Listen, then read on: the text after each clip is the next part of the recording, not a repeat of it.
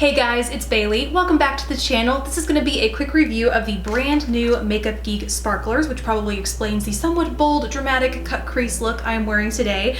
But these recently came out from Makeup Geek. I have 4 of the 16 total shades available and they retail for $10 now. I bought mine for $12. A lot of you guys who have been following the launch of these might be aware of the sifter kind of dilemma thing that happened. Basically, unlike the other pigments that she has, these are basically her loose glitter line, but like the pigments that she has come in a wider packaging and they have sifters. So initially these retailed for $12, which is what I bought them for, but there were a lot of complaints about how messy these are, which I will talk about in this review.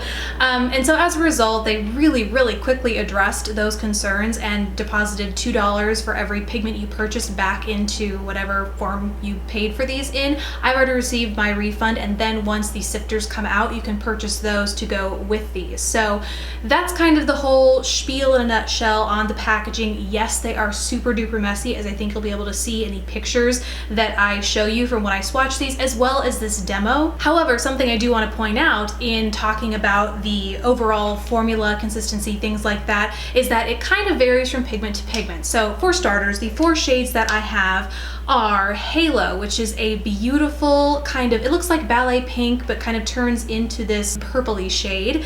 Then there is Satellite, which is what I'm wearing on my eyes right now, pretty heavily foiled with the Lit Cosmetics glue or like kind of medium that they have. And this is a super unique purple and gold that when it combines almost creates kind of a coppery look. I think you'll be able to see in the swatches, although I mean it shifts pretty heavily. Absolutely beautiful and very unique. I haven't seen one outside of this one from Makeup Geek. Then there is Stargazer, which is a pretty classic white frost with a strong gold shift, and then Milky Way, which is a holographic glitter. I think a lot of people have these. I don't personally in my collection, and I don't wear a lot of glitters, which is why I don't have a huge stash of glitters to compare this to. So I'm sure this exists outside of Makeup Geek, but this is a holographic glitter and it's very finely milled. Overall, I have 0 complaints with this formula. I have played with them loose with no mixing medium. I have obviously played with them with a mixing medium. I wear contacts. My eyes have not gotten irritated at all. They're very easy to remove. And that's going to depend on your medium as well, whether you use a Lit Cosmetics sort of thing or Makeup Geek actually retails this accompanied with. You have to purchase it separately, but they recommend using the LA Splash glitter glue. You know, it just depends on what you use, but overall these are very easy to work with as far as glitters go. One thing that I do want to mention as far as formula goes, however, is that there is a subtle difference amongst at least the 4 that I have, mainly in the shade Stargazer. This, if anyone has used or tried or owns the MAC crushed metal pigments, I believe is what they were called. They were a limited launch. I don't know enough about MAC right now to tell you whether or not they have a permanent range of these, but this is the consistency of the shade Stargazer, and that might, you know, there might be a few more of these throughout the range, but this is one where if you don't have a sifter, it really isn't that big of a deal. In fact, this is one I will actually open up on camera because it's not going to be the world's biggest mess. It just, the grains, no, not the grains, the pigments are a little bit larger. It doesn't make them feel any more chunky or anything like that, but as a result they kind of stick together like snowflakes is my best analogy here, and so it just means that they're a little bit more neat as you're playing with them, whereas the others are kind of true loose fly everywhere glitters. So basically I would really recommend these if you are a glitter wearer, you like to wear it sporadically, pat it on with your finger, if you like to really get hot and heavy with it with some liner or, you know, all over the lid.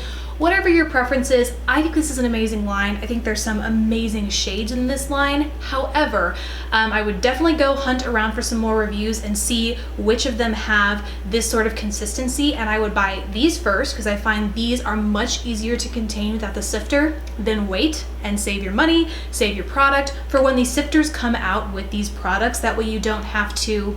Personally, I will not use these again until I have sifters because I waste so much product without them. So I would recommend looking for the pigments with this kind of texture. Unfortunately, I can only tell you that that's Stargazer from my limited experience with them, and then hold off on the rest just so you don't waste product. But besides that, I really do recommend them. I think once they have the, ooh, there, I almost went somewhere. Once they have the sifters, they're going to be amazing no matter how you like to wear them, how frequently, whatever, you know, whatever occasion. but just wait for those sifters. So that's really it for me. Really hope you guys enjoyed this review. I'd love to hear your thoughts if you've tried any of these, whether or not you'll be picking them up for yourself in the comments below. Please don't forget to subscribe if you haven't already, and I will see you in my next video. Bye guys.